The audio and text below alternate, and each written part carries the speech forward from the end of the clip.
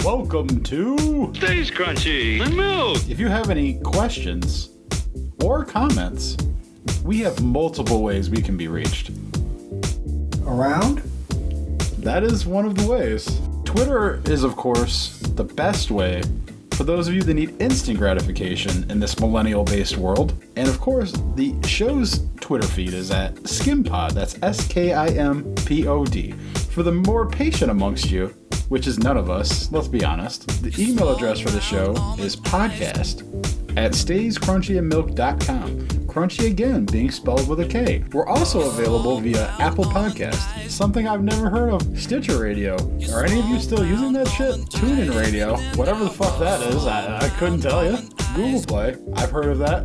I don't use it, but if you do, thank you. Spotify, now that one I use, so find us on there. I know we're on there. And of course, at the website, stayscrunchyandmilk.com. Now I ask that you please rate, review, subscribe, and share the show because honestly, I don't do that shit. And I need someone to pick up my slack. Now, I hear that there is a group of people here that collectively discuss music, and they provide for you, yes you, a pod called Cast. It's a musical discussion show built on a hip-hop foundation, which seems to be what makes the musical world turn these days, and I hear it's pretty swell. Our personal Twitters are Tatum216, Lunchbox2099, The Real ODP, and your host, Internet's Tasty Tayrell 713. Yeah, my attention is split, but I'm here. What's the score? 21-16 Tampa.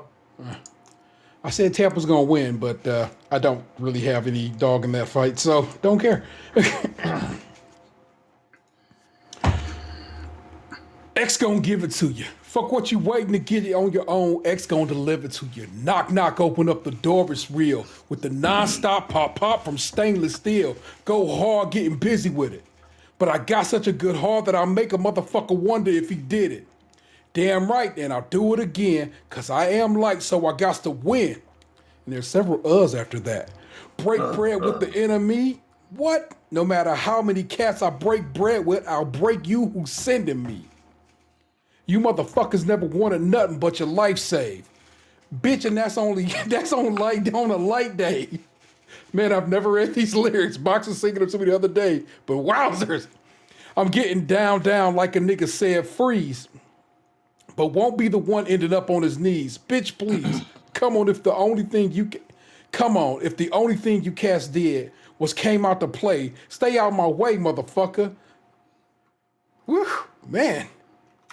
DMX really went hard in those few verses. He was very upset. Seems like you were backing out of it the whole time you were reading. Like I was taking it back. He's not because my favorite part of that song is, of course, the non-stop pop of stainless steel. Now you have to imagine that happening while Dan and I are standing in the middle. I guess standing toward the front of a church. It's pretty hilarious. Yeah, that whole situation to me, I was unexpected because I got to the church about like 5 minutes before the on record start time. And I was in the back, and like I sat down because I was going to avoid everybody. And the photographer turns to me and she goes, "Do you really want to be in all the wedding photos?" And I go, "No, I really don't." And she goes, "Yeah, you should probably move then." So I was like, "I'll do that." So then I stood up and I'm like, "Let me look around the room for the one black guy that's assured to be in here." And then, sure enough, I found T all the way at the fucking front. And I'm like, what the fuck?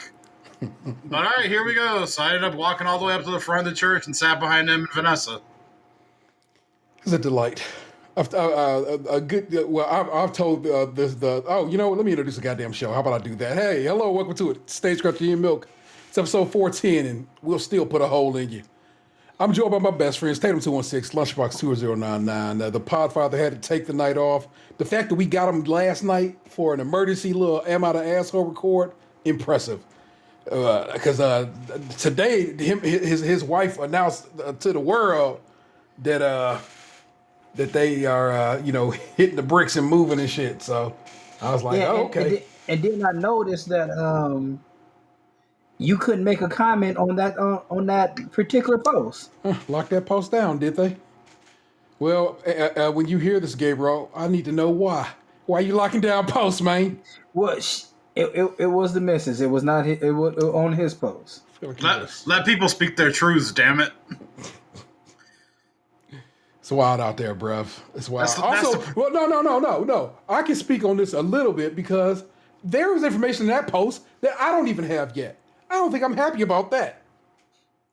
Oh well, I didn't. You know what? Once I seen that I couldn't say congratulations, I didn't read the rest of the post. Fair enough. Wow. And I'll be honest, I didn't know there was a post, so I'm not outraged. But should I get on this outrage bandwagon? I mean, you're welcome to join me in outrage, but I don't think you actually would be. So I can fake it though. I like that in you. Oh my Faking gosh. outrage since 1991. Well, you know how it is when we do the remote job. You know what I'm saying? We read a couple stories, we do a couple of freestyles, and then I'm an asshole. We get the fuck up out of Dodge, and that's what we're gonna do right now. That's what we're gonna do tonight. It's a breezy, easy kind of situation. It's how we get down. Like I said, it's episode 410. And gotta tell you, was not expecting to record it tonight. But then once Dan said it, I was like, oh yeah. Just because I posted the show today, don't mean I have no show to go next week. And Dan goes out of town tomorrow. So kind of it. Yeah, I wasn't sure because like I knew you guys had did that stuff last night that I couldn't make, and so I was like, are they just counting that for next week? Like I didn't know, so I just asked because like I didn't want to not show up if there was one. Yeah. So I figured it's best if I covered my bases because it was getting kind of late in the day. Yeah. Yeah. So yesterday's, and that's probably where my mind is at because I recorded yesterday and I'm just like, I must be good. And it turns out, no, I'm utterly not. But no, so yesterday was just a quick little dip in. I did intro so I could have an intro. We did Emma the Asshole and some listener feedback. April wrote to us and some listener feedback. So that's all we recorded last night. Bob, what is it, 30 minutes, Ant, you think? It was about that. Yeah. So nothing too bad last night, Box. We just had, like I said, we just had to get that knocked out because I like, Emma the Asshole is just kind of, I find it to be just a super important part of our show. So much so that I'm going to try my best to start just throwing them bitches up on TikTok like these other motherfuckers out here doing, taking our ideal and getting 650,000 views and shit. So I'm like, fine, I'll have Vanessa edit and hack together some joints. I don't know if I'm going to pull this one off because Dan's kind of naked, but that's because he chose to be naked. No one called upon him to be naked. Was I supposed to have clothes on? I mean, it means this particular episode's Emma the Assholes won't be used for any kind of TikTokery in the future. Oh, my bad. I didn't know. I mean, literally, you had to have been there last night to have had this given to you. Yeah. You're good. Don't worry about it. But let's hit the ground running. Oh, you know what? Hold on. Well, you know what? I'll hit the ground running. We'll catch up on the other things. Let's build. Biden announces new vaccine mandates that could cover 100 million Americans. President Joe Biden on Thursday, this is from CNN if you want to know the source of this. Kevin Liptak and Caitlin Collins are the writers giving credit for this. Credited writers is the phrase I should have used. President Joe Biden on Thursday imposed stringent new vaccine rules on federal workers, large employers, and health care staff in a sweeping attempt to contain the latest surge of COVID-19. The new requirements could apply to as many as 100 million Americans, close to 2/3 of the American workforce, and amount to Biden's strongest push yet to require vaccines for much of the country.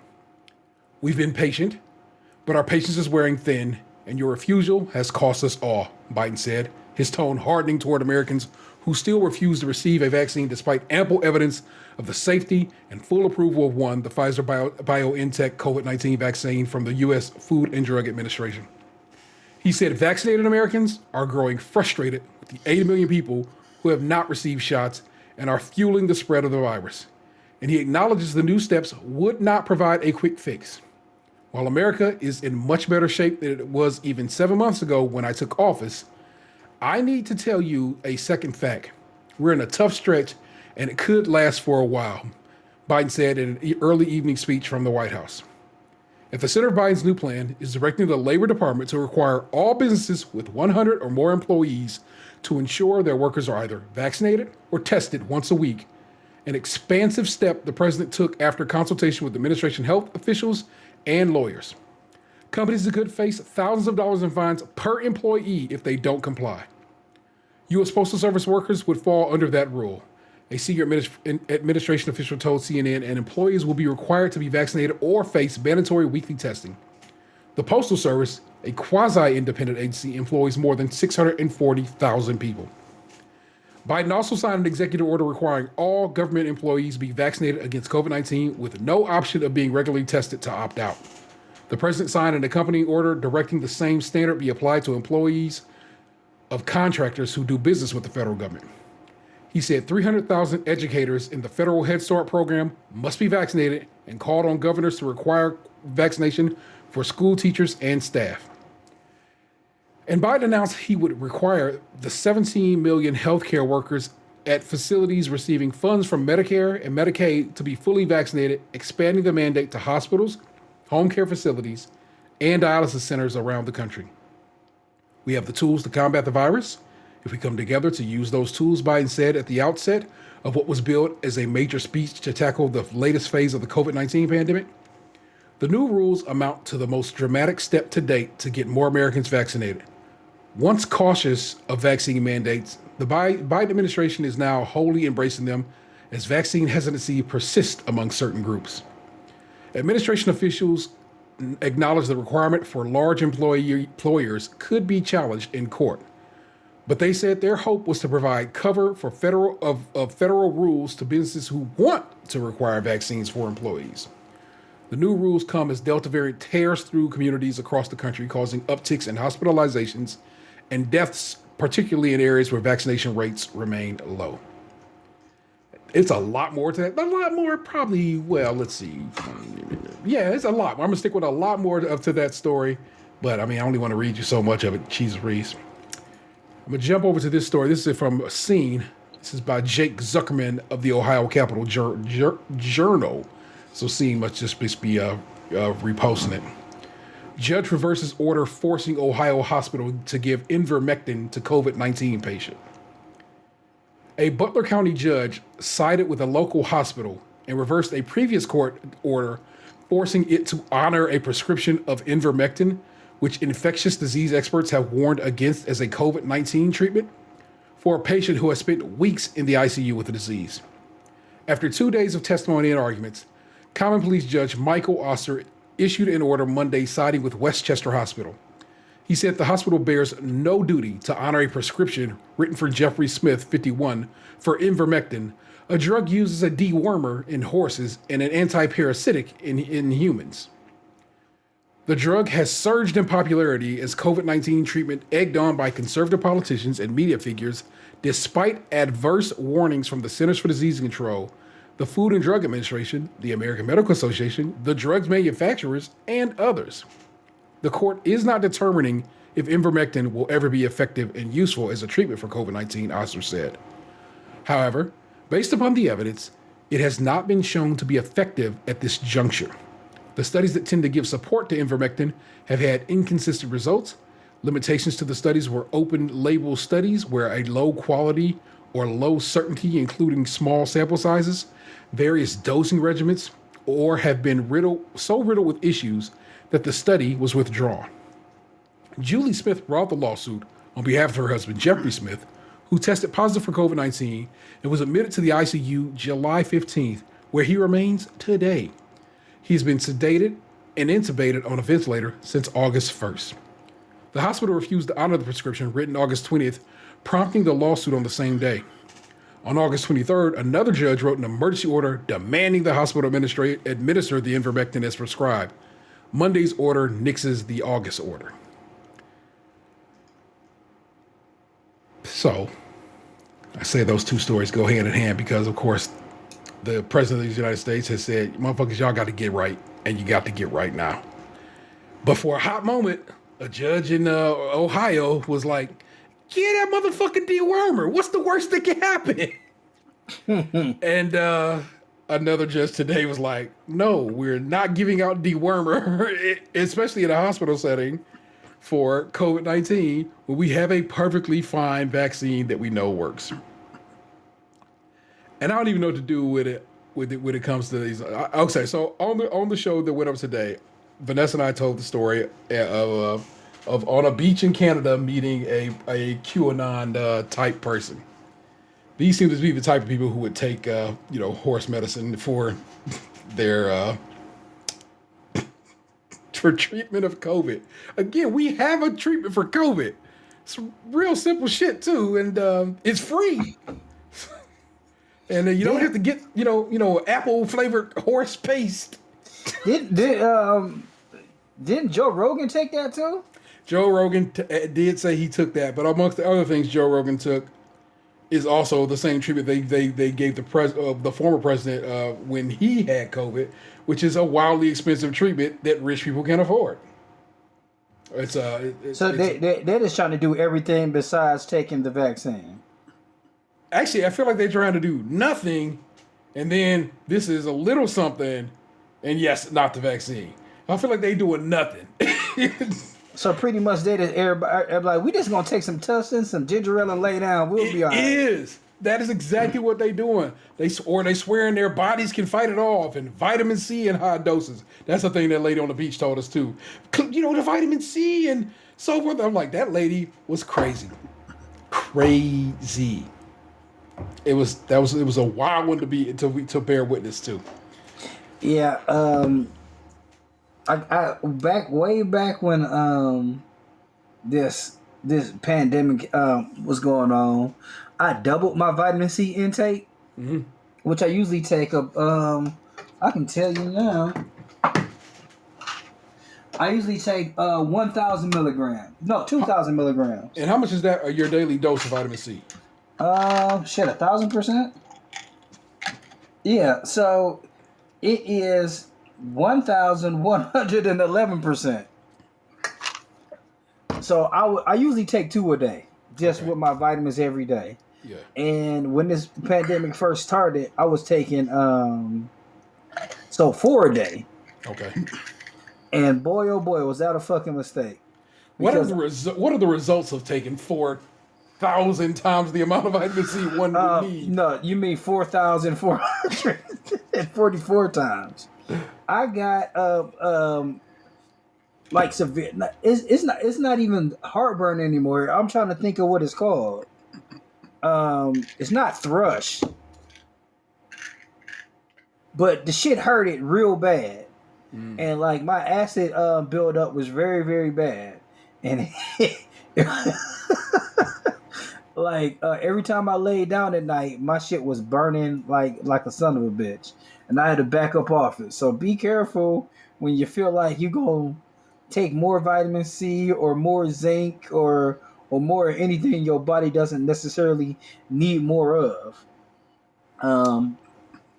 Be careful. And a little tidbit, the vaccine is FDA approved, but guess what isn't? Ivermectin. Vitamins. Vitamins are not. No vitamins are approved by the FDA. Not even Flintstones. 10 million strong growing. So what it comes down to for vitamins is the reality of it is you pee them out. Yes, especially vitamin C. Yeah, they don't really hang around in the body. Now, I guess if you took them with some food or something, maybe. But it's just like I don't honking no. Get your vitamins from your food. That's why they tell you to eat 5 fruits and veg a day. You know what I'm saying, and so forth. So it's really interesting to me that it's like clearly they have a fear of the pandemic. See, so that right there already is like kind of a step in the right direction. They are acknowledging that the pandemic exists and COVID is a thing and they could be sick by it. Because for a while there, they was like, that shit's fake and bullshit. And then, of course, it went from there to the Chinese did it to whatever. So it's like they're making these baby steps toward the ideal of, okay, so I guess, this is a disease that exists and can do irreparable harm to us. But it was funny, me and my girlfriend were talking about this theory. You remember what happened right before the pandemic broke out? It was a law that was passed in Ohio about not using any more bags in a grocery store. Yeah. Was that the state? I just thought that was my neck of the woods. Was that the whole state? That was the whole state of Ohio. Huh. Oh, shit. So, where do most bags come from? Grocery stores? No, where they produced? Oh, I don't know. Where? China. Really? So, with that being said, the conspiracy theory is that China, that was one of their major exports, was exporting this bags, and then, and once we start taking it away, it's like, nah, man, we don't want y'all to get rid of them bags. So take this COVID. Man, I guess that is a. The bag's still here. Well, shit. As I was literally just north of the border, and they don't do bags up there. Well, you have to pay for bags up there. That's what they do. Yes. So they have bags, but you got to buy them, and they don't have any plastic bags. They have paper, or they have those fabric ones, and the fabric ones are for carrying heavier items. So they call those 20-pound bags. So that's what's popping with those. I don't know. So I can't call it. So what? The one state says no to bags, and they like the whole country has to pay. Yes, everybody got to pay. Oh my God. I would hope if you're a listener of this program, you are a believer in science, and that have gone out there and gotten your vaccine if you can. And I hope you are in full health and safe and doing well. And if you are a listener of this show who does not believe in that, I'm going to ask that you please not take horse medicine or medicine when given to humans in any form is a small amount and used for parasites, of which the COVID-19 virus is not one. So we'll just we'll ride out with that, and I'll hope for the best for you. Two more stories, but I said I kind of feel like they kind of got an ebb and flow to them, a yin and a yang. Story one, this is again from Cleveland Scene. This is Vince, last name he won't tell me what it is, so fuck that dude. Ed Gallic, capable of telling a half story with the best of them, recently brought his Fox 8 I-Team crew to Parma to interview a homeowner. Oh, you know what? I didn't read you the headline, and we got to punch this headline up because in Gabe's absence. The headline of this story is, Parma man gets upset black Amazon driver threw his Black Liars Murder sign, calls police and Fox 8. I'll read it to you again. I need some punch-up work on this. Parma man gets upset black Amazon driver threw his Black Liars Murder sign, calls police and Fox 8.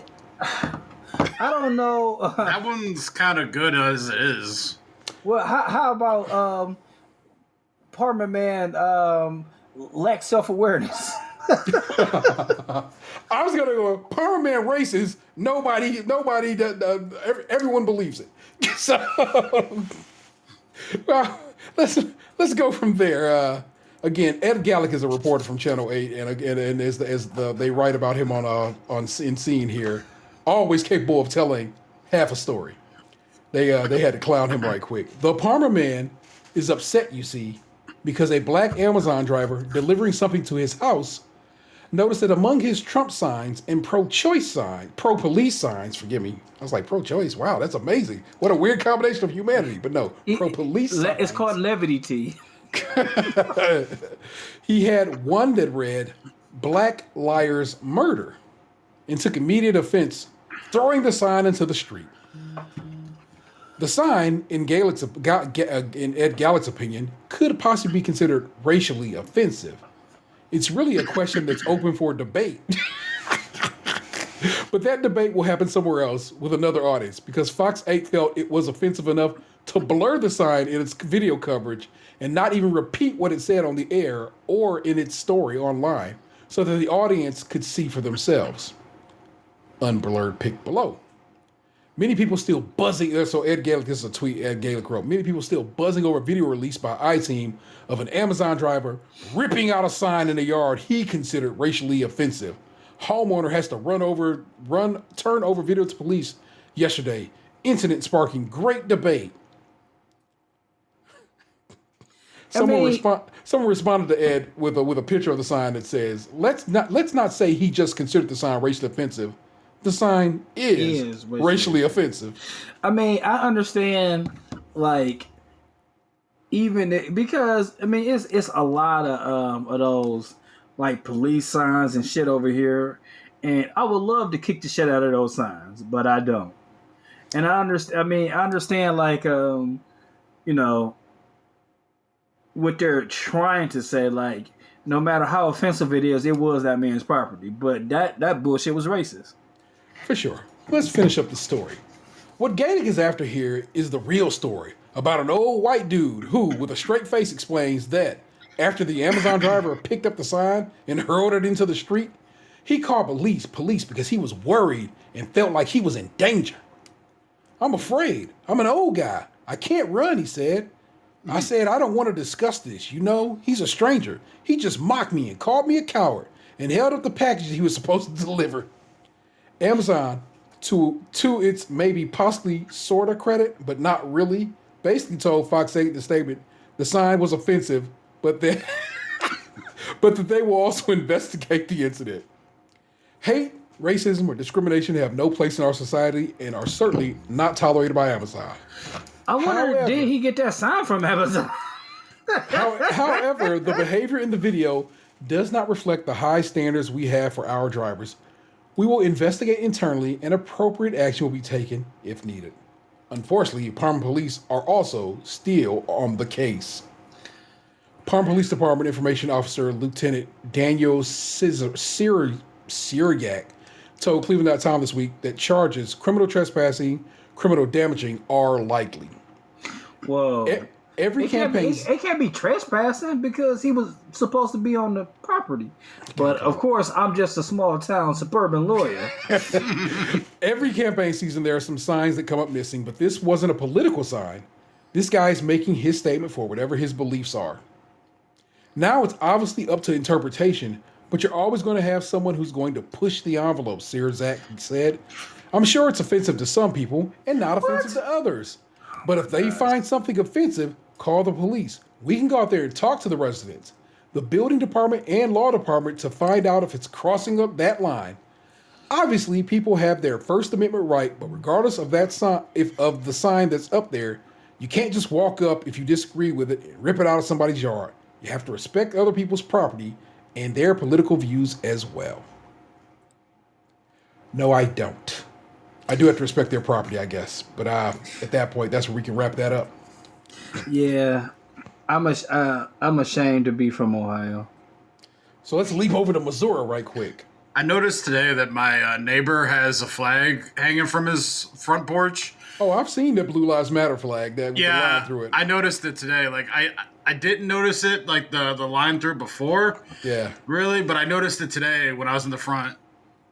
Yeah, we have clowned it a couple of times upon arrival when it's up or when it's down. I'm like, oh, he's pulled the flag down for the day. It goes to half mast. Mr. Perfect Yard is a bit of a, I don't know what they say. I mean, but his yard is perfect, so I mean, gotta put some respect on that. Missouri teacher resigns after school tells him to remove pride flag. You see why I say these songs kind of stories kind of ebb and flow. District administrators mandated the flag's removal after apparently parent allegedly expressed fear the educator would teach their child to be gay. This is by Joe Yerkaba over at NBC. You want to punch that headline up? Missouri teacher resigns after school tells him to remove pride flag? How could you punch that up? Rainbows only go in our cereal in Missouri? Them niggas probably avoiding Lucky Charms out of fear that it's going to change their kids gay, apparently. Because, good Lord. I wish they just avoid them because Lucky Charms suck. A Missouri teacher resigned last week after administrators in his school district told him he had oh my gosh. I just got one. Punch it up. Somewhere over the rainbow, not here, Dorothy.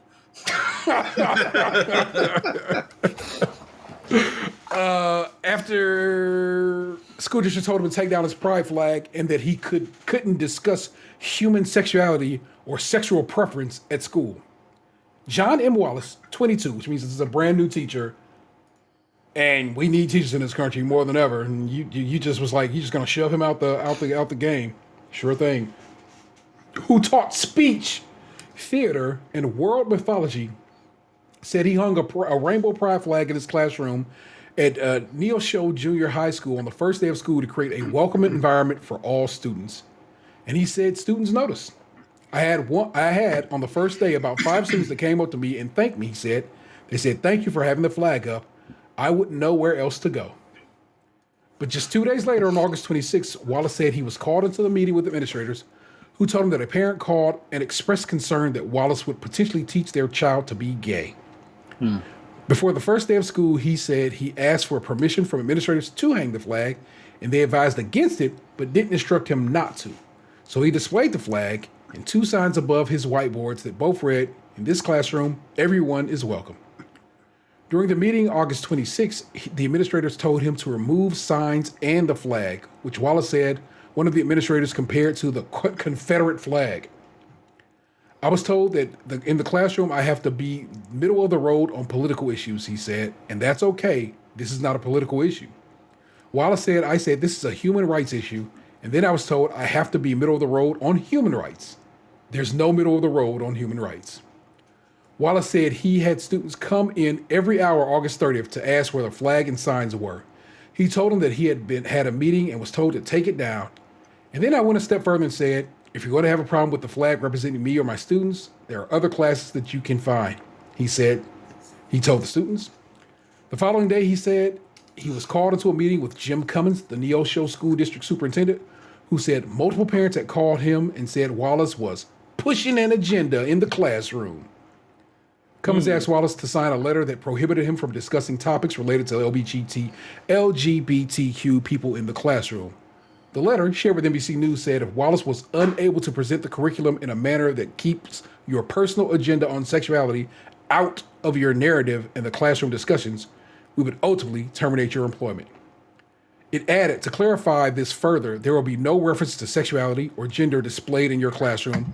Your instructions and classroom conversations will stay clear of this discussion regarding human sexuality and or sexual preference, and any research or assignments given should not require topics related to the above. Wallace said that ultimately he signed the letter, but he resigned the next day. He had planned to stay until September 30th, but on September 2nd, administrators told him that they had found a replacement and that he had until the end of the day to pack up his classroom. He tweeted about the experience a few days later. Cummins said in a statement, as per all personnel matters, there is a limited amount of information that is allowed to be shared by the school district. Wallace said he grew up as a closeted teen in Neosho and said the letter broke his heart, adding that the term sexual preference was used, which shows me that the district and people in Neosho clearly believe it's still a choice to be who I am. He said he has since filed a complaint with the Education Department Office of Civil Rights, alleging that he faced employment discrimination due to his sexual orientation. Cummins declined comment further about the complaint. I'll finish it. During his first meeting with the school administrators, Wallace said one told him that the school's LGBTQ students know they're supported. But he added, if that was the case, I wouldn't have had students thank me because they didn't know where else to go. So it's very clear to me that the district, this school, was not a place where they felt safe.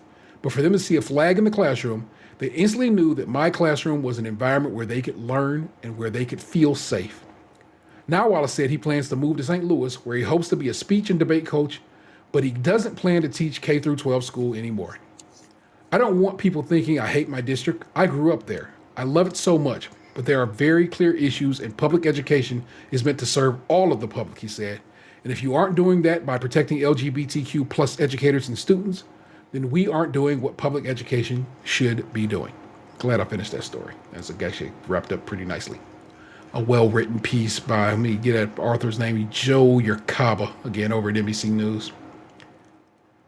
So in one story, a man just snatched up a dude's sign. Another story, an administration snatched up a man's flag, and it's A lot of flag hate going on right now. this country been on one lately, man. This country has been on one, and It's more. I mean, I just kind of feel like, man, we just need to dismember all fucking flags. I know, like, boats got to have flags to show where they coming from and stuff like that, but like, I'm just so tired of flags. Period. They never mean nothing good. I mean, I got this sweet flag from No More Heroes. It's the Santa Destroy flag. I do. I got a flag from when I went to medieval times. I have 2 of those downstairs. Man, One was from medieval times, and one was from the Hotel Excalibur in Las Vegas. Oh, nice. Boy, that was a selection of tales and stories, and I don't know. I have gotten to the point where I'm just not even getting. I'm not even like really upset. I know that the great state of Missouri, for a minute there, one of the highest COVID rates in this nation, be on some bullshit. I got friends in Missouri, like several, and they all talk about how bad that state is and how awful it is to be there. So I get it. And I live in the great state of Ohio, the northernmost southern state. I know that we have people who would have Black Liars Murder signs thinking they did something so clever. So, fuck that old man. I like that he liked to pretend he was scared, even though for sure that man got pieces in his house and would have shot that black man dead had he gotten a little too close. So, you're too close, man. Yeah, and would have been just fine because I know how Palmer police get down too. So it's like none of this is shocking and none of it takes me out of my hookup. I'm pretty hyped that the president is like, fuck it, I'm about to play this card and see how I go down and see if I can get all y'all to get vaccinated. How will that work out? We'll see. I mean, I am vaccinated, so I don't care. So we ride with that shit. I swear, every time I go into Marks and they talk about we giving away vaccines again, I'm like, man. So they just see if they got the Moderna and just get 3 Modernas out of this bitch. You said just go run, go get that. Go run them back. You know what I'm saying?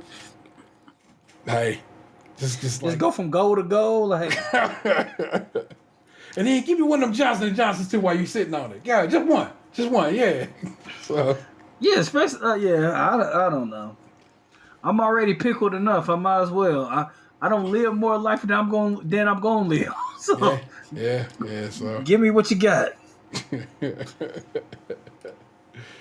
It's a wild one out here. That's all I'm saying, man. So, but what's I about to talk to you about? Shit, man. Oh, okay.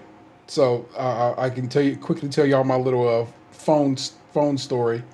And how phone is back. Showed up today at okay. While on vacation, and this is a normal happenstance, I just leave my phone in my swim trunks pocket, even if I go in the water. Phones are water resistant in this day and age. It's a non-issue. I've never had a problem before this. I've swam with my phones. I swam in pools. I've swam in Lake Erie. I've swam in the actual ocean with my phone. I've never had an issue ever.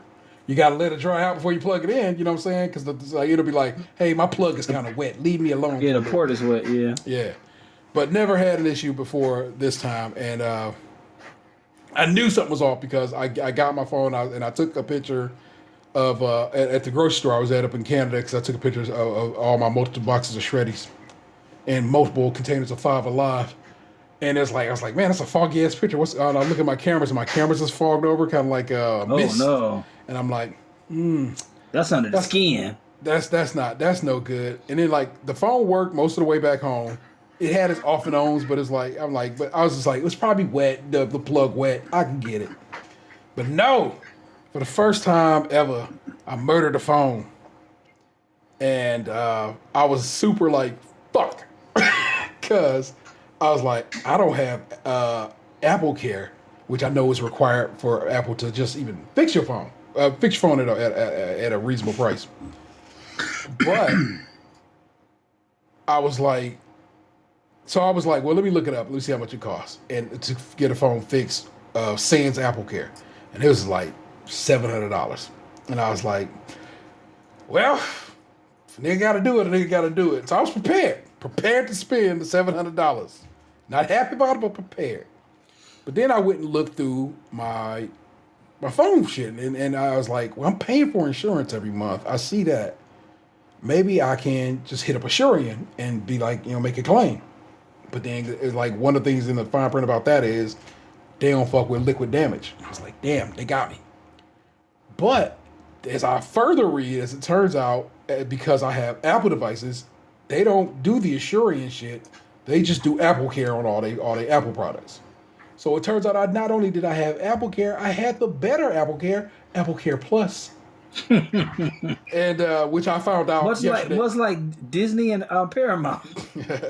I found that out when I went to the Apple store, to the Genius Bar yesterday, because that's what they called their repair center, the Genius Bar, to have my phone looked at, because I really just wanted to be like, all right, man, tell me what's what. And a couple things we found out is the phone was technically working, but not really, in that like the screen wasn't working. But it was making noises and it was vibrating and stuff, but it just really wasn't working. And he was like, well, good thing you got Apple Care Plus. Cost you $100 to replace it. Nothing to it. Bad news is we don't got none in stock. I have to order you one. I'm like, well, all right. Just do that. Go ahead and order me one and I'll wait. No big deal. I got the iPad and it's it has enough features that I can get by. And sure as shit, Vanessa hits me up at some point on the iPad, because again, I can get messages via it, and I can get iMessages via it. I couldn't get regular text messages, and it was like, Apple called, your phone's there, which is pretty dope, because like I said, he was like, the way he was talking, I was thinking I wasn't gonna have a phone until at least this weekend. But my replacement phone arrived today, so I went and snagged that. But here's the issue: I have not backed my phone up in full since June of last year. Which means when I plug this phone in to do a backup on it, it's basically my phone from June of last year, which is one complete iOS ago, one OS system ago, plus just me figuring out TikTok in the meantime, and me doing this, that, and the third. It's like it's so much shit that I'm like I still have to do. I had to reset my watch to work with the phone. It's just chaos right now in my phone situation, but I have a phone again.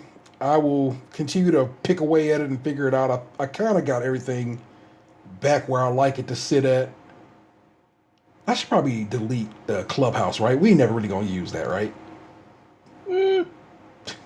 Probably. I don't know. All right, I'll leave it for now.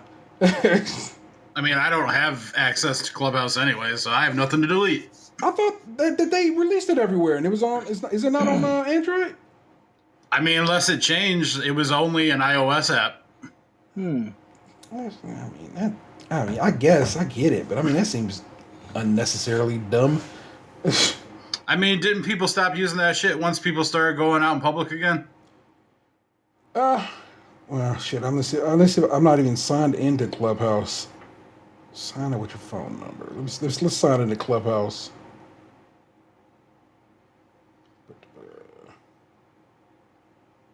Allow notifications to know when the room starts. Nah, don't allow. I don't want your damn notifications. I mean, there's some rooms popping in Clubhouse right now. I can't call it. I can start a room, and apparently there's all kinds of things ready to be had. Who the fuck knows? I got Clubhouse because I was invited. Somebody gave me the invitation to join, and I thought that was kind of sweet. Like, oh, sweet, I got one of these fancy Clubhouse invitations, and have never not once, used it. So, yeah, Brian sent me one, but it was. I mean, I think I downloaded it, but I just don't think I ever used it. Yeah. Plus, they have that same basic feature on Twitter. You know what I'm saying? You can just do Twitter, whatever the fuck it is, discussions. So it just worked. It is 21-19 now. I mean, I know you watching, but still, just in case you, the listener, want to know what the score was of a game a week ago by the time you hear this. The Buccaneers have the ball. It is 21-19. The Cowboys have made it a closer game. And At this point, I just hope Brady should just win them all. I really don't care. He should keep playing until he's 50.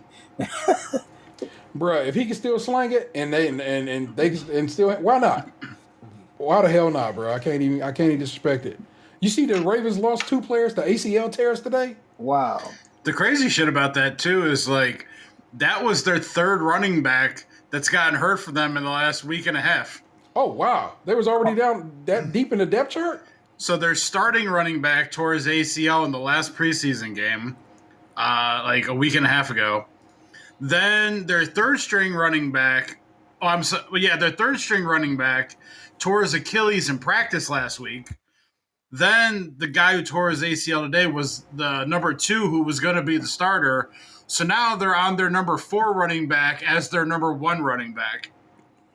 Yeah, the Baltimore Ravens' horrid run of injuries continued Thursday when cornerback Marcus Peters and running back Gus Edwards both suffered season-ending torn ACLs in practice today. Yuck. I wonder, like, because it seemed like a lot of. I'm not gonna say a lot because I don't really watch football a whole lot, but a lot of players seem to get injured maybe because they weren't playing enough or they're not practicing enough.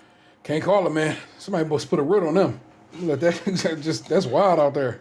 They need to call Miss Cleo quick. Call me now. The fucked up thing about it was apparently they said like after like the running back tore his ACL, after they got him off the field and they like ran the next play, that's when the other guy tore his ACL. It was back-to-back fucking reps. What was going on with that? Is the field bad? I mean, that's crazy. Like those old legends about the old Boston arena was like, it's dead spot. You can't dribble the ball here. That right there is some that's some old school Browns bad luck. You know what I'm saying? That's some Ohio luck following them. I know They technically are the Browns. Like, I'm not sitting here wishing anything on anybody. Not ever. I'm just saying right now, it feels kind of like the cloud over us is moving on, and now it's our time to shine. Yeah. I will gladly accept it. It is the 25th anniversary of the balloons killing all those people from here. I thought that was in the 80s. Yeah, I thought that shit happened. Like we read the story that it happened like literally like on Dan's birthday. Dan's birthday, yeah. So what? 35 years, right?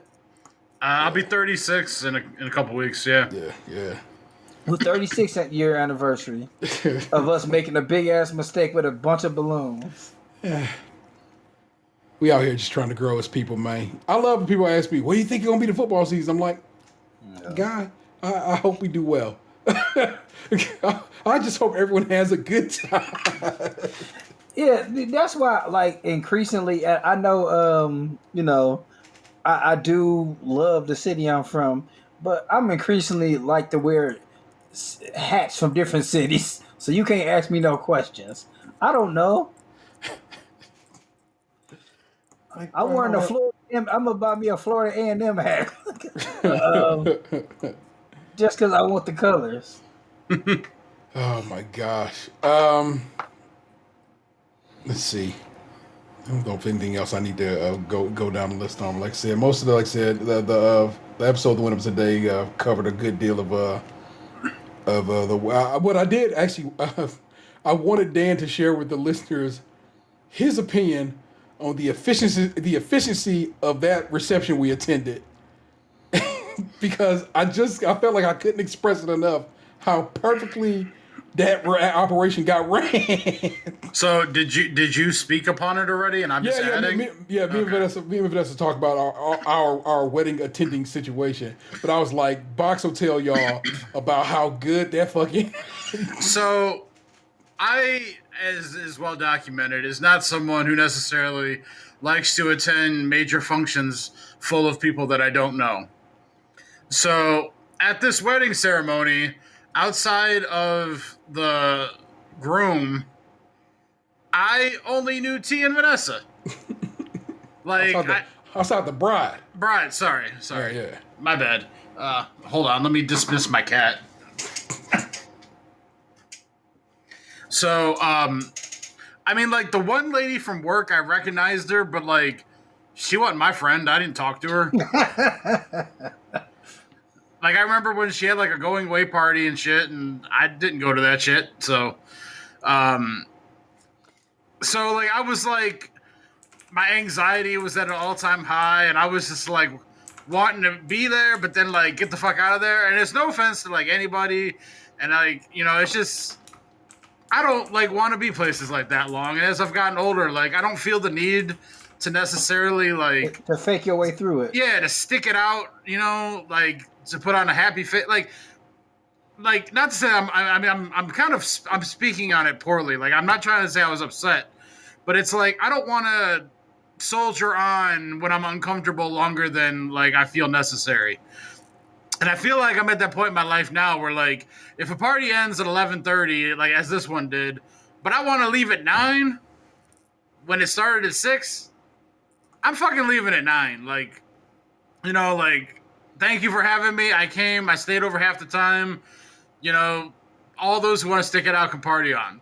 So I kind of went into this like with that expectation of like I'm gonna get out of here at some point before the end bell, and that's just gonna be it. So like the ceremony at the church was like the normal church ceremony. Like they had it all on in the itinerary, the pamphlet that they give you, and it went down, and that was fine. Like it wasn't overly hot in the church or anything, so it was all right.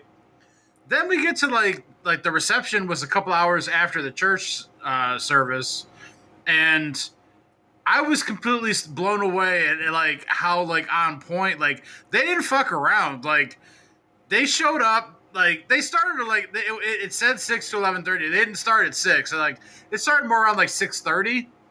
But like when they actually started, they just fucking banged everything out. Like they got they literally like got the first dance out of the way right away. They did like the speeches, like bang, bang, bang, bang, bang. They fucking just cut the cake, and then like food came out. We ate, and then like some people started dancing, and then I was gonna leave, but T made me stay another 40 minutes for some reason. And then I fucking left and went home with some cake and some brownie. Like I came home, I got home about like 9:40, took a dump, and then I played Call of Duty until like 2:00 in the morning.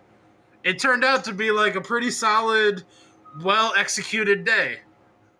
Because most of the weddings I've been to, the reception never starts on time. The speeches go insanely fucking long. Then like people fuck around for a while, and it's like it's never like let's get this going. People got shit to do. Like the speeches at this one, like the daughters was real good. Like I'm not gonna lie, I teared up a little bit. The one speech like by our sister, and I know his sister's gonna hear this because his sister came and met me and somehow she listens to the show. I'm gonna be honest. I couldn't hear a fucking word she was saying based on where the placement of they had like one speaker for the entire hall. And like the way she was talking to the mic, the only words I heard were big sister. I literally couldn't tell you a single other thing she said. So like, then like the daughter talked and like, I don't know if it was just, she was talking in the mic differently or what, but like I could actually hear her speech and that one was tear jerking. Then like the best man talked and like, he did a fucking half-ass bro speech where he's just like, "Oh, he's your problem now. No takebacks. Hardy, hardy, har, har." So, as Vanessa and I said on the other episode, he went up after some Oscar winners and just had nothing to show for it. And I think he probably should have went first. He probably should have went first, cracked his jokes, and then the more emotional speeches should have went after him. He probably would have been better suited to do that. But after you go up against the people who just had the whole room crying, he just had nothing to. He had no juice to share. I feel like the men should always go first at ceremonies like that because we're not normally less emotional. It's like a lot of the speeches I've seen were very much in the vein of his of like, oh well, he's been my friend for 20 years, but now he's your problem. No takebacks. It's never like, man, that time that you and I were in that car crash and we made it out and I'm so happy you found the love of your life. No, it's always like, Nah, he's an asshole. I don't want to deal with him anymore. He's your problem. He can't cook. He can't clean. Yeah. So yeah, it was like it started off like kind of baseline, but like I can't judge the first one because I couldn't hear it. Daughter had me crying, and then it was just like a fart noise after that. Oh shit! But like the food was all right. Like we were at table 22, which like I'm always at like one of the last numbered tables for these things. Like my sister's wedding, like I would have been technically at like the family table, but the whole fucking wedding was just our family. Like she didn't have like a giant hall rented out with like everybody like this. So it's like my one time to shine, and like I shined in front of no one. So every other wedding, I'm always at like they don't know anyone else here, so we're gonna throw them all together table. Whereas I don't know. I would say as well planned out as that whole thing was, we were set there for a reason. It was close to the window, so we got good ventilation.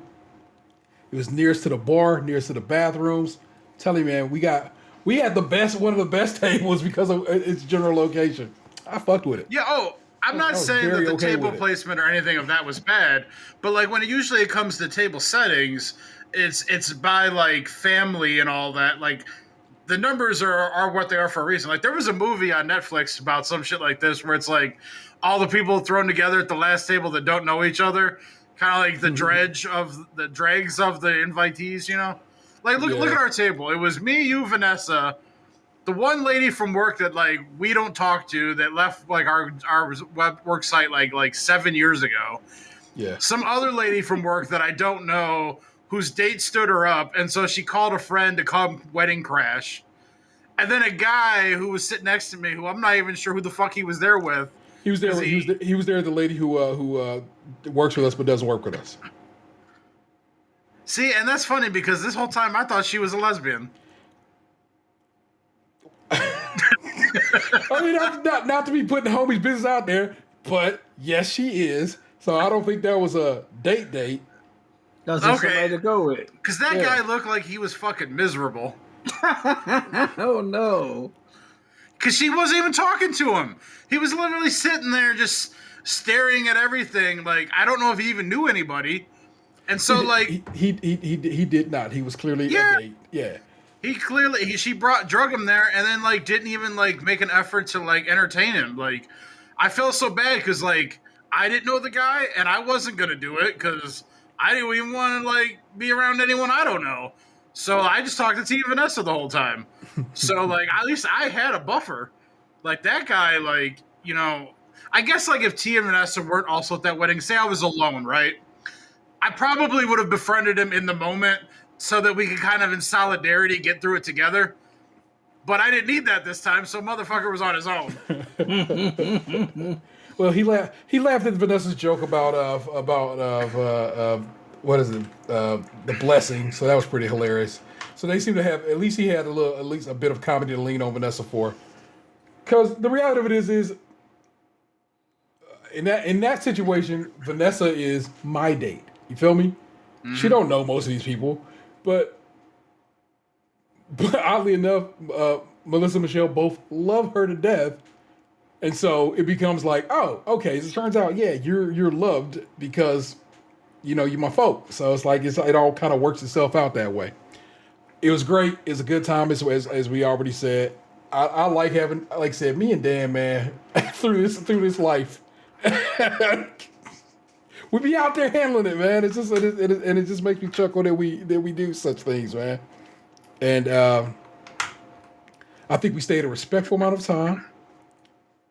We didn't Irish goodbye, even though we said we were going to. We didn't. We actually made a point to you know do our thank yous and our I tried. Goodbyes. I tried. I was fully committed to Irish goodbying, and I was planning on it.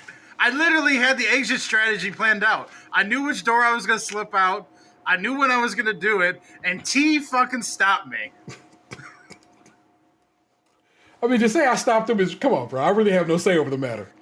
But I asked, And You asked in a way where it was like, you don't really have a choice.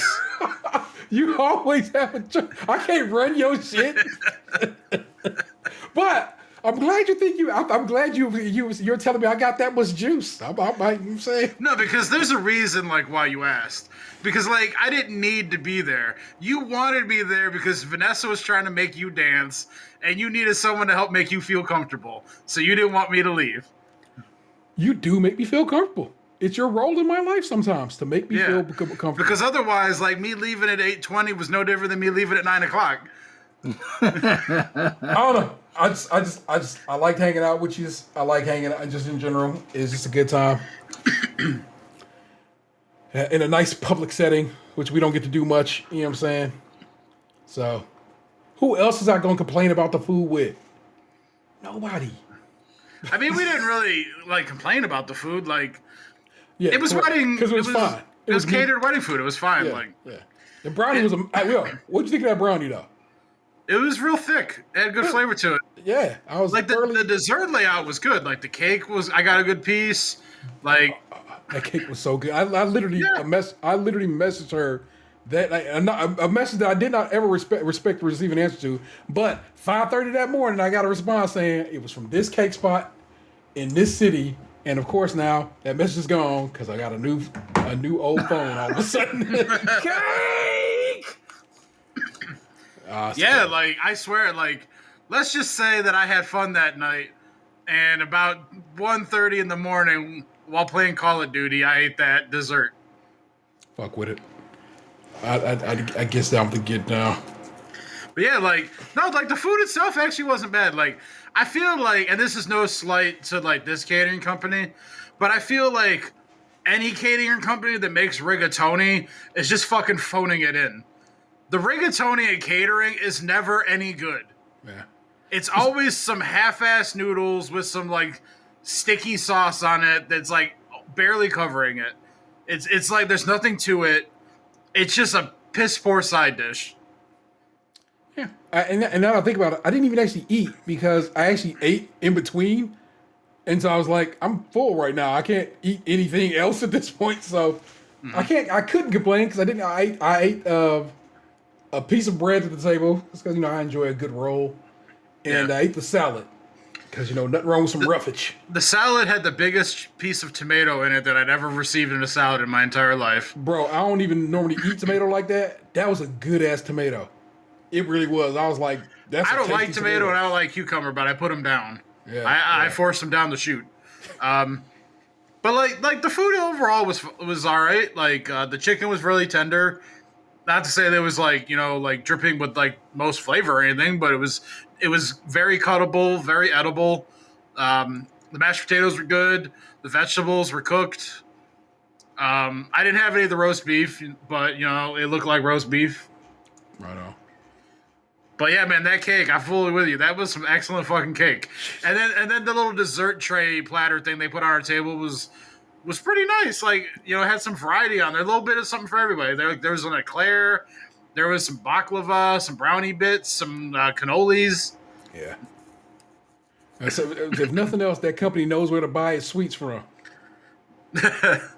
So the one thing though I realized is I'm gonna have to start standing up for hugs from people because most Titty of these it hugs. turned into titty facial hugs, and I didn't even mean it. Like I didn't know people and I was nervous and I didn't like.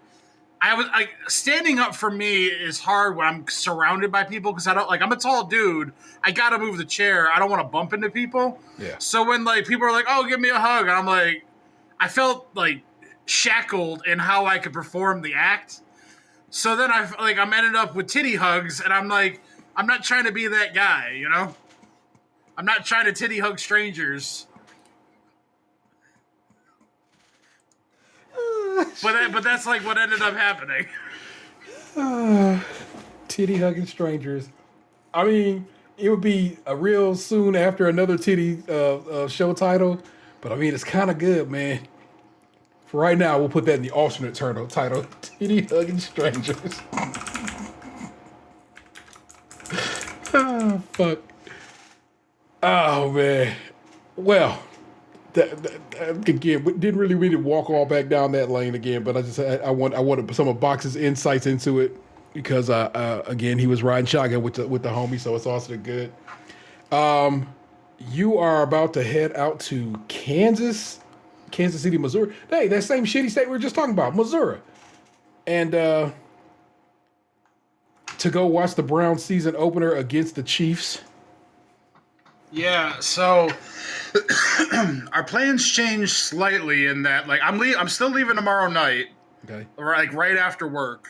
So I gotta like pack up during work tomorrow. I mean, work during work tomorrow. Mm-hmm. So like I like as soon as it hits 6 o'clock, I gotta drive over to my buddy's house. Then we were originally gonna drive to Indianapolis and stay in Indianapolis overnight. Yeah. And that was only like I originally had thought like either we could go to Indy or we can go to St. Louis because there's no way we were gonna make it to Kansas City, like us all having worked all day and then driving 12 hours. Like I didn't think that was doable. Yeah. But I ain't know it was a 12-hour drive. yes, 12-hour drive. I have made that drive, so I'm with you. Yeah, like when we come back, we're gonna be doing the whole 12 in one shot. Because my buddy has to get back for work on Tuesday, whereas I took the whole week off. Okay. So, but I looked at it and I'm like, all right, we can either drive 4 hours and get into Indy around probably like 11, because I'm sure like it's going to take me like 15 minutes to get to my buddy's house, and then we got another guy coming, so I'm not sure if he's going to beat me there or not, and then we'll probably have to stop for gas at some point or whatever. So you tack on 45 minutes extra, whatever. I'm thinking we'll get there around 11. 11, I felt like, was an all right time to check into a hotel, get some sleep, get up in the morning, and then hit the road and finish the other 8 hours. My other original thought was we could drive to St. Louis, which is 8 hours away. So if we hit the road around 6 or 7, we get into St. Louis around 2 or 3, which for the three of us is completely doable because most Friday nights we're up all like around that time playing Call of Duty with each other anyway. So like while we're not driving a car, we are awake doing something with motor skills. Okay. That's usually around the time that we kind of like start petering off and going to bed, but we are up that late. And so, but like I felt like 2 or 3 o'clock in the morning might be hard to find a motel because we don't have like any accommodations booked for tomorrow night. Yeah, it's just like you're going to drive until you can't no more, and then like, this is where we're staying? Yeah, so, well, that's why I had originally picked Indy, because I'm like, well, it'll be early enough, we can find something, get a good night's sleep, and then hit the road. But then, like, my buddy was like, hey, why don't we just drive to St. Louis, crash, get up, and then eat some food in St. Louis, and then finish out the drive, so we'll be in Kansas City in the afternoon. Whereas, like, the other way, we'd be in Kansas City probably around the evening. Okay. And I was like, well, fuck it, man. If you want to, you're the one driving. So, like, I'm not opposed to it. Like, I'll be able to stay awake. So, now we're driving to St. Louis instead of Indianapolis tomorrow night. So, I have never in my life just kind of, like, randomly stopped at a motel to stay the night anywhere. Okay. So, this is going to be a first for me. Because any time I've ever done that, like, we had, like, a reservation. I've never just come up to someone, like I'm trying to cheat on my wife or something and be like, hey, I got $50 cash. Does that get me a cot? Like, so this is going to be a new experience for me. Okay. I also don't know. You can plan it if you really wanted to, right? Like, say, we know this place is in this direction and you know where you're going. I probably could, but like we don't necessarily have to get exactly to St. Louis. So maybe it might just work out where, like T said, it's like we just get as far as we can get, and if we got to pull off somewhere in some like suburb or whatever small town, like it is what it is, Can't say this enough. If you can pull it off, the DoubleTree, always the lick spot to stay at, and they give you cookies.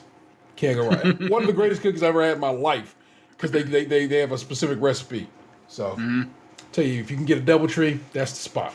Plus, they're usually very well priced, competitively priced against everybody. So I would tell you to get a DoubleTree if you can. So This is gonna be an interesting trip for me because like I've been doing like physical therapy on my back since like it got hurt last week. So I've been using like the acupuncture mats I have and the spiked roller I have and stuff to kind of like loosen the muscles up and stretch them out. So I'm planning on taking the acupuncture items with me. I've never traveled with like therapeutic devices before, so I'm curious to see how this helps. It's definitely been like helping with my soreness. So I just need to keep the shit loose because if I'm gonna be walking around and like going to the game and tailgating and shit, like I don't want my back like being locked up when I get there because it'll probably lock up by the evening because my back always takes a while to heal when I pull a muscle or something. So me taking the acupuncture mats will help loosen the back up like in the morning and like when I'll do it before I go to bed and I'll probably do it in the morning when I wake up just to try and keep things loose so I have a little more mobility and I'm not like zombie walking around in pain and shit. I mean, well, you got a plot and a scheme, and like I said, like Ant said though, you're saying you gotta know your general direction, so you probably can kind of get a lay of the land and be like, if we do 6 hours of driving, half the drive, I guess, you know what I'm saying? Kind of can air out, eye out where you're gonna be in that general direction, and you'll be fine. It's gonna be lovely. It's gonna be a great time, and hopefully you bring some of this good luck and the Browns win, and then we can just rattle off like 7 straight wins, and that'd be great. I hope they win, but I'll settle for not getting blown out. You are a Cleveland Browns fan. Just don't fucking embarrass me. Well, it's because like I know we have a good team, right? Yeah. But I know the other team has the better quarterback. So like, and it's like it's not just like slightly better. It's like the young fucking QB that's he's like the fucking future of the league. Yeah. So it's like, while like I don't think we don't have a chance. We're also like going into their house with like a brand new defense that's never played together as a whole. So like it's gonna take them a little bit of time. So it's like this dude who fucking slings like the most beautiful incomplete passes I've ever seen against the defense who's never played together before. Like I'm hopeful, but like I'm not gonna be like crying if we lose. Like there's a reason why they're like a 2-1 favorite, you know? You're hopeful, but you're realistic. But like to say that like the season goes along, we get more cohesion, we get better. Like I could see us meeting back up in the playoffs and winning if we don't win on Sunday. Like, but I could also see us winning on Sunday. Like I'm hopeful, but like I'm real too. Like I'm not like, oh, we're the Browns, we're gonna win no matter what. Fuck them. Like, no, we have a shot, but like I know we're not the favorite. Well, at least not going into this game. I mean, overall, you just pretty much going for the experience. If the Browns win, it's a plus. Yeah, like I've never like been in Kansas City before, so like getting to get a trip, like trust me, like it was a hard decision because the cost of this ticket is very prohibitive. But I made it work. I worked a bunch of overtime. I manage my money as best as I can.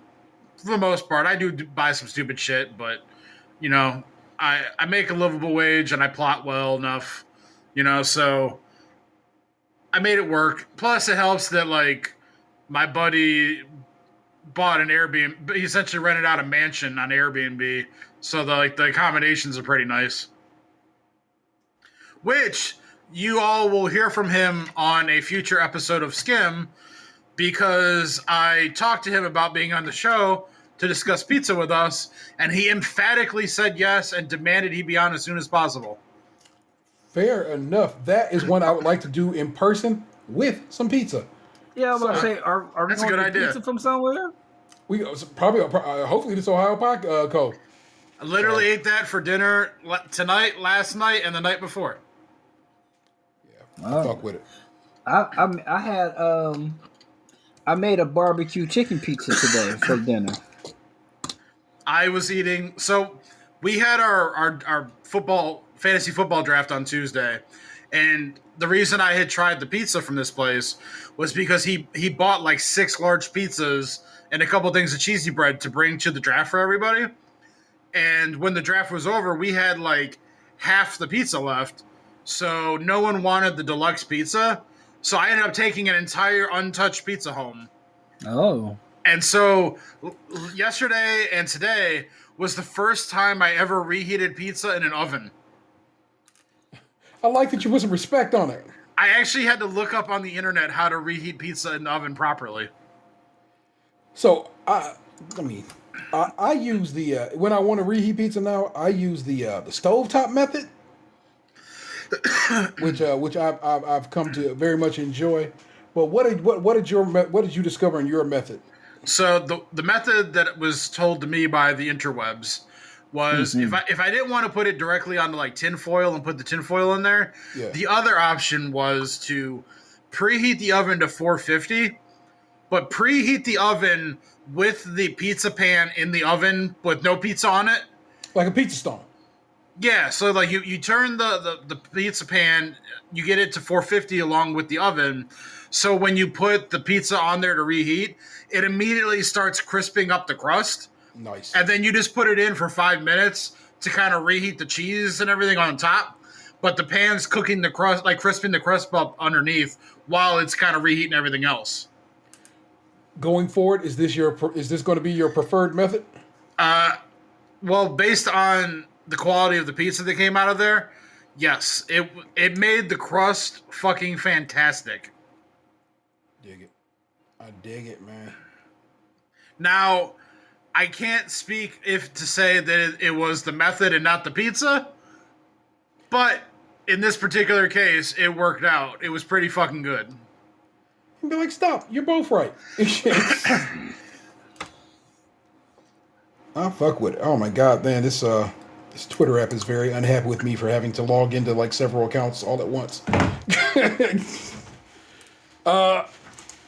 A future, soon to be future guest, Jack, and we will. That's gonna be dope. I would like to have him on the show because it'll be his second time on the show. Oddly enough, if you know what our live episode from some years back was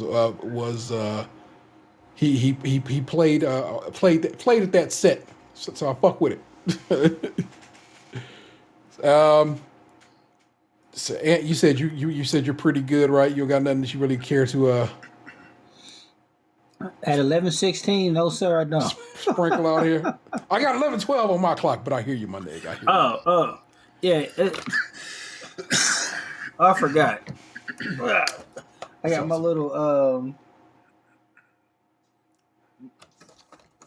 I guess this is really inside baseball, but that's a clock. Very good, very good. I am. From here, it looks like a glowing orb. It is. It does have the glow. Oh, there it is. I saw the face. Oh, okay. Yeah. Yeah. There we go. Oh shit. Yeah. Okay. There. Just a quick little bit of whatever. There was a Sony event today, Anthony, where they announced just a bunch of shit. Yeah. Including the guys who make Spider-Man making a Wolverine game. Oh, that seems to be a good thing. They also announced Spider-Man 2. Where you be able to play as both Miles and Peter, but also the bad guy in that game is going to be Dan's favorite, Venom. Mm-hmm. So that looked pretty swell. If only I could manage to buy a PlayStation. I mean, by the time it comes out, you got to stretch, so you good. They also showed off some of God of War Ragnarok, which will be the sequel to 2018's God of War. So if you fuck they that said game, it'll be the last God of War. The last God of War that takes place in that mythology pantheon. Mm. So we'll switch over to another one. Everybody been talking for years that the next go around will probably be Egyptian mythology. So fighting, the like Egyptian Anubis gods. and shit. Yeah. So that could be a good time. So basically, this is the last of the Norse mythologies. So that's a good time to be had. The new Call of Duty is set for release in November. Call of Duty Vanguard. They're taking it back to World War II, and Activision Blizzard is going through some things right now about the state of California. I think we talked about that. But that particular game was written by a lot of people who I fuck with. So that is its saving grace and why I will probably buy yet again Call of Duty again this year. So, but I'm looking at you, Activision Blizzard. You're on some bullshit. You know it. And the great state of California knows it as well, which is why they are suing them. So on behalf of employees and contract employees. So I'm pretty hyped about that. I've been playing Psychonauts 2 on the Xbox because, like I said, it comes with Game Pass. Pretty fun so far. I assume you just been in the war zone. That is all I have played outside of my tablet games. Yes. Fair enough. You been on anything? No, sir. That's okay. Just check in. Yeah, no games. Like I've been playing Subway Surfers on my phone every once in a while. Nice. But that game still exists? Yes. I literally just, when I was re-downloading apps, it popped up as like, you want to get this back? I'm like, no, thank you. No, thank you. But Man, that's another thing, Ant. All these games are still coming to PlayStation 4. So you can just get them on there. God of War's coming. The new Horizon is still coming there. So, I mean, I got the feeling because they still can't get enough PlayStations built to sell, they still making stuff. They're just putting stuff on the PlayStation 4. Yeah. So, makes sense. Yeah. I'm sorry, Box, what were you about to say? Oh, I was gonna say, like, I remember playing Subway Surfer like 8 years ago. Yeah, it was all like we used to try to beat each other's scores. It was great. Mm-hmm. I remember the one run that I had went for like 45 minutes straight or some shit. Jesus Christ. I had like 3 million some shit. Like it was a big ass score. I can't even imagine playing. I mean, who knows? How's Subway Surfer all these years later? Still fun. Fair enough.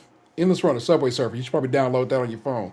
I just remember like being in the zone, and it was like, it wasn't even like I was like thinking. I was just doing like everything naturally because I'd been playing so long, and I just like before I knew it, I had like gone almost like an hour without failing.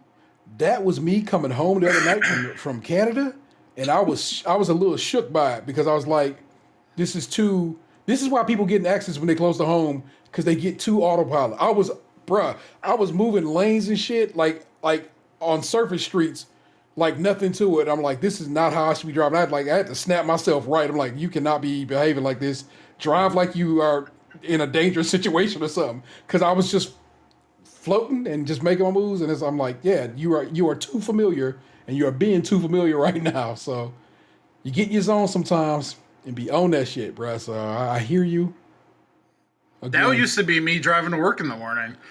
I would remember leaving my garage, and then the next thing I knew, I'd be parking the car downtown, but I didn't remember anything that happened in between. Yeah, see, I did not. I hadn't had that feeling, and I was like, oh, I don't like the way that made me feel at all. So, no, thank you, people. But you know how we do.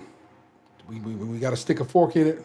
But before we walk away from it all, we got to visit the mean streets of Reddit and the subreddit known as r/mi the asshole. We was doing this shit before that shit was sweet on TikTok, and now I'm gonna have to be forced to put this shit on TikTok because motherfuckers can't be out there doing what we do and get more love for it than we do. But we'll get there. I have pulled a selection. We're gonna run through them, and you guys tell me which ones speak to you the loudest. Am I the asshole for signing a petition I thought was anonymous, even though I knew my friends were against it? Am I the asshole for tasting my baby's formula? Am I the asshole for calling my sister-in-law a hypocrite after she criticized my wife's choice to bottle feed our baby? Am I the asshole for leaving after I found out my brother wasn't home? That's a good one. Am I the asshole for ruining my wife's dreams of becoming a stay-at-home mom? And am I the asshole for saying, is it because I'm black to my white mom? These are all appropriate responses to these things.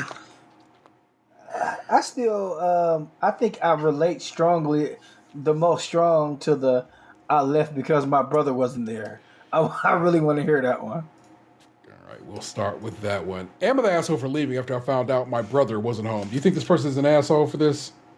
No, because I would leave too. I'm gonna go no. Fair enough. Let's dig. I, 25 female, finished my master's degree this past spring and decided to move back to my hometown to be closer to my parents and brother. My parents are separated, and my brother, Alex, 14, usually lives with my mom during the school year. I want to be there for his first day of high school, so I got up early, went to McDonald's to go get us some breakfast, and went to my mom's house. My mom's husband answered the door and let me in. I asked my mom where Alex was, and she said he was at Dad's house. I asked why. She told me he's going to try staying with Dad until he could behave better with his siblings. He has 3 stepbrothers around his age. I said my usual greetings and goodbyes and made my way to leave. My mom's husband asked why I was leaving, and I told him I was going to see Alex. He looked upset, but said goodbye anyways. I spent the rest of the morning with Alex and my dad and drove him to school. My mom texted me, calling me an ass because I showed up with McDonald's in a house full of step siblings. I don't know them or consider them family, and don't offer them any or wish them well on their first day of school, on their first day. She said what I did was rude because her husband's kids saw me with food and thought I was there for them. She asked me to come back around the time they get home and to take them out so they didn't feel left out. I asked if Alex would be there, and she said no. So I told her I'd be happy to take Alex out with the kids if Alex wanted to go out with him. He, of course, said no, and now she's accusing me of trying to break up her family. Oh. Am I the asshole? Ed, I'm not asking if the asshole for not accepting these kids. Preaching your miracle step family stories to me isn't really going to change that for me. I'm asking if I'm the asshole in this exact instance for leaving after I realized he wasn't there. Nothing more. No, I agree. Like, no, she wasn't an asshole. I agree with the mom. She might have been a little rude, probably abrupt, but yet again, no. I don't even think she was rude and abrupt. She said her hellos and she said her appropriate goodbyes. This feels kind of like what I talked about earlier in the show of I don't feel like faking it for other people anymore. I'm gonna live my truth, and if I want to leave, I'm leaving. Bruh, this woman is grown, came to see her brother. Not these, I mean, I'm not knocking step siblings, that's cool. But they not her people.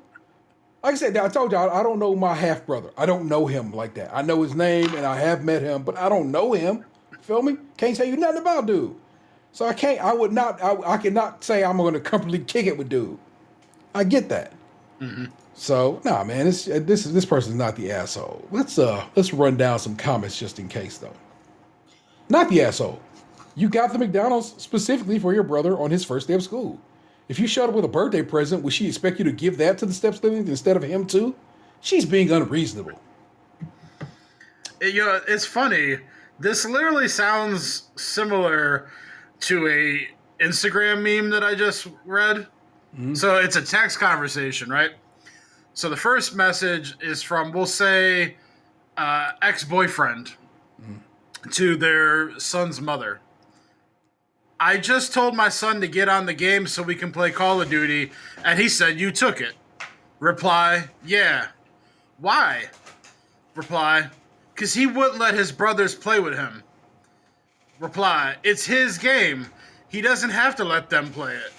In this house, we share, so yeah, he do.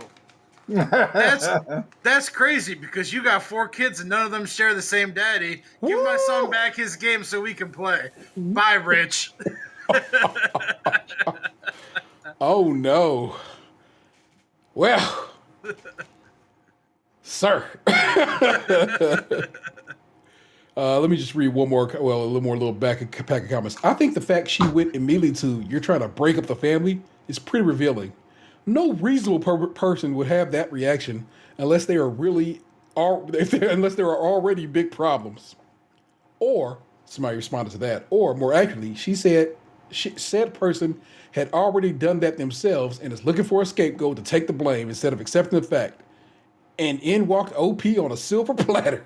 And then the third response to that is the mother literally broke with the family by sending the son to the father's house. Yes, that is a very good point. Factual statement, man. That's wild correct. All right, holy shit. I want to read this stay-at-home mom one, but I really want to read this one. Let's run through this. Am I the asshole for saying, is it because I'm black to my white mom? Is this person an asshole? Probably not. In all fairness, I, 14 female, thought it was pretty funny, but not the point. Also, for context, I'm biracial, black and white, obviously, but I just say I'm black usually. Basically, my mom called me and told me to go check out the trash because it was because it was super full, and she was trying to skin potatoes for dinner. I told her that I was sleeping. Her call woke me up and asked if she could get my brother to do it. She said no and told me to do it. So I clearly, as a joke, because of the tone of my voice, said, "Is it because I'm black? Is it because I'm darker than him, Mom?" And I started laughing. I make jokes like this all the time for reference. Well, she obviously did not find it funny, or else I would have never have made this post. In a nutshell, she told me that I should never insinuate that she is racist like that. It isn't okay to make jokes like that ever, and asked why I only claim my black side. I was like, well, okay, party pooper. In the end, I did take out the trash, but she clearly still kind of mad at me. Am I the asshole for this? I didn't think I was, but maybe I need to apologize. I kind of feel like the mom has some underlying issues. Clearly. First comment, you're the asshole. Just listen to your mom. Damn, it ain't that deep, bruh. You don't have to disrespect her. I don't think it was disrespectful. Yeah, whoever wrote that is an asshole. Next comment, you disrespected her by giving her sass instead of doing a relatively small task. She doesn't need that type of aggravation. Then you double down with a lousy joke. Just own your mistake and apologize. Fair enough. This isn't that deep. Like, it truly is I'm not. pretty sure that I've done this before. Like I think I fucked with my grandma one time. I said something like this, like, "Oh, you're just mad at me because I'm black" or something like that. Like I mean, not to say that's what it said. Like I'm not like I can't remember the exact conversation, but I feel like I've said something similar to this before. You're the asshole. Code switching is a thing, and you're more than old enough to know how to do it. You don't joke with your parents the same way you do with friends. Context matters. In this context, you weren't at all funny. It comes across like a whiny kid taking advantage of her mother's racial insecurities to avoid doing her chores. So, it's not a cute look. So the person that just wrote that know that the mother has racial insecurities, but can't see that person was making a joke. You're a double asshole. Everybody, I'm not gonna lie to you. These people who are, here's one. You're the asshole. Your joke was tasteless as cardboard at best, and vile and untoward accusation of racism at worst. I get that you make these jokes all the time, but I think there should be an end to them if they only end up hurting others. This shit all sounds like a bunch of whiny ass white people bitching over some shit that don't matter. The OP responded to that. Oh, actually, somebody removed the comment. The moderators removed the comment, so whatever was said right there got took away. But the OP did respond and said, "I'm most likely going to apologize, but me and my mom joke like this constantly. Our relationship is generally pretty lighthearted, and I tell her everything. Unless we actually need to be serious, like if I'm being disciplined or something stupid, or for something stupid I did again, then we never are." So... and then somebody responds to that saying, there seems to be a time and a place for like that joke. Like if you were both watching TV and she asked you to get her a glass of water, but a mom making dinner is normally not a good time when she needs a hand with something. And the OP responded, yeah, that's fair. So I kind of feel like it's always said the worst thing you can call a racist is a racist. Yeah. Everybody. I'm sorry. Everybody is saying who is saying you're the asshole says it on some old. You shouldn't have. Oh, here we go. All right, keep going. I got one. No, I'm good. All right, hold on. Here we go. Finally, one that says not the asshole. And not only does it say not the asshole, but it's good. It's like I said, it's one of them glowing boxes with stars and shit, meaning people know what's up. Not the asshole. It was a joke, and you say you've made jokes like this in the past. White fragility is real, and Reddit is not the place to go for mediation on race relations. Also, you're a child and she's an adult. The responsibility to mediate should be on her, and her inability to handle that is absolutely not on you. Thank you. Yeah. I mean, on the internet, there's, never any room to, to fully explain things. But I'm glad that that Redditor got to the meat of the situation. All right, one last one. Not the asshole. White mom of 3 biracial children. My eldest has said similar, and we laugh because everyone knows my stance on racism, as I have been quite vocal, etc. My concern is hit dog hollers, and maybe that touched a nerve. No, love, you are most definitely not the asshole. Sending love. Right on, bad. A hit dog holler is such a good one. Yeah. Maybe I'll check back with the old ruining my wife's dreams of becoming a stay-at-home mom another time, because it is what it is. Anywho, that was it. We gave you an episode unexpectedly. Tell you right now, I was not prepared for this episode a good half hour before it happened. I had to go and collect lyrics and am I the assholes and stories to read. It was a lot. But we got it done for you, the listener, because again, we're trying to make sure we give you one every week in September, unlike August, where we had a couple of weeks off. It came together like a beautiful symphony.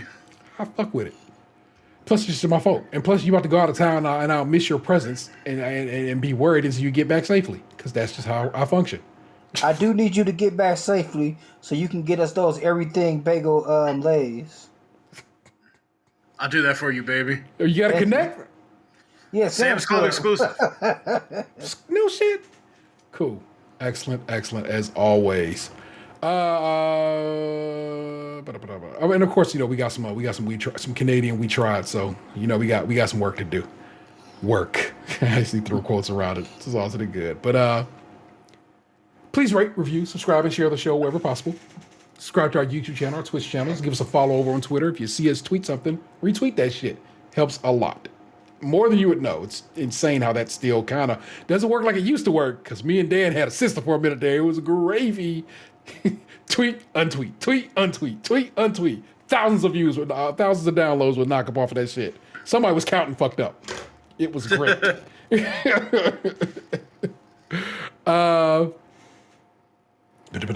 Please rate, review, subscribe. We did that part to other shows. Okay, and if you want to support the show financially and have a few bucks to toss our way, you can join us over on Patreon, where members at the $5 and above tier get extra content each month and early access to new shows.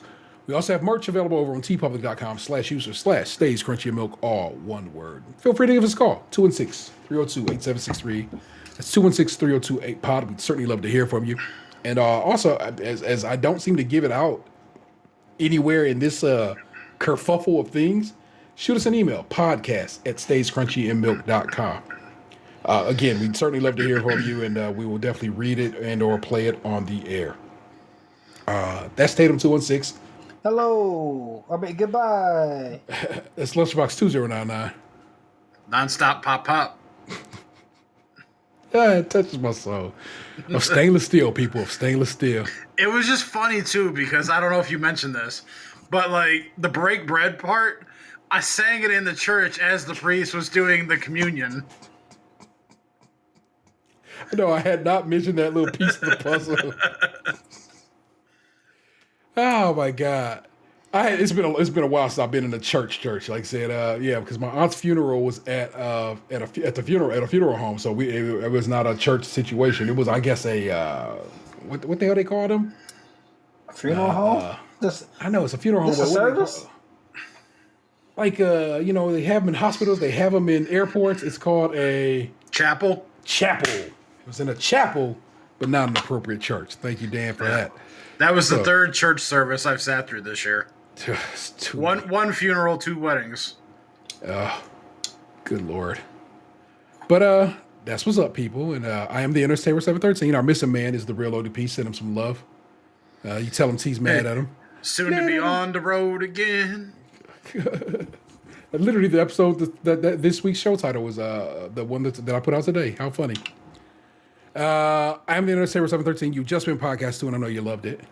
We'll catch you next time. Peace. What happened to you? You used to be beautiful. Hey, what happened to you? You used to be beautiful.